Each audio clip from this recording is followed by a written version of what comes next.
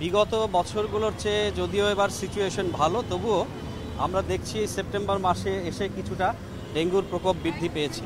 আমাদের যে study report সেই অনুযায়ী আমরা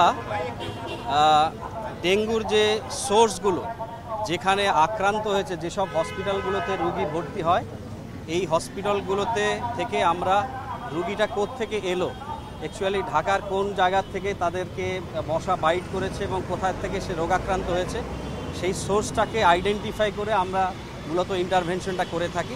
এটা আমাদের রেগুলার অ্যাক্টিভিটিস।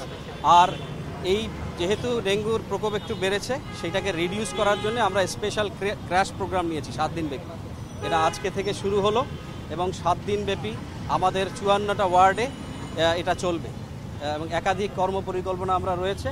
আমরা এই প্রোগ্রামের মাধ্যমে সচেতনতামূলক কার্যক্রম অ্যাজ ওয়েল অ্যাজ ইন্টারভেনশন একসাথে চালাবো। কিন্তু জনগণকেও যেমন বিভিন্ন স্টেক হোল্ডারদেরকে আমরা সচেতন করব, পাশাপাশি আমাদের যে ইন্টারভেনশনাল অ্যাক্টিভিটিস, যেমন ধরেন লার্ভিসাইডিং, ফগিং, আমাদের মোবাইল কোর্ট, এগুলোও চলবে। পাশাপাশি সচেতনতামূলক কর্মকাণ্ড শুধু সাধারণ মাইকিং নয়, এটা আমরা মসজিদের ইমামদেরকে, মন্দিরের পুরোহিতদেরকে, ধর্মীয় প্রতিষ্ঠান যারা রয়েছে সেখানে যাই সমাগম হয়, প্রত্যেকেই সেই অ্যাওয়ারনেস প্যাকেজের মধ্যে রয়েছে।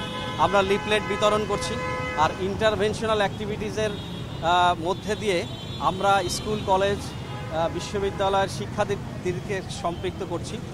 তারাও তাদের স্কুল, কলেজ ক্যাচমেন্ট এরিয়ার মধ্যে এবং তাদের যে পরিবার যেখানে বসবাস করে, সেই পরিবারকে তারা একটা বড় বার্তা কিন্তু দিতে পারে। আজকে দেখেন এখানে অনেক স্কুল, কলেজ, বিশ্ববিদ্যালয়ের শিক্ষার্থীরা রয়েছে, বিএনসিসি, স্কাউট, গার্লস গাইড রয়েছে। সম্মিলিতভাবে আমরা বিভিন্ন society, Gulshan society, Banani society, এই ধরনের সোসাইটির যারা আছে, সেই সোসাইটির নেতৃবৃন্দ রয়েছে, সমস্ত স্টেক হোল্ডারকে আমরা একটা প্ল্যাটফর্মে এনে এই অ্যাক্টিভিটিসটা আমরা চালাচ্ছি।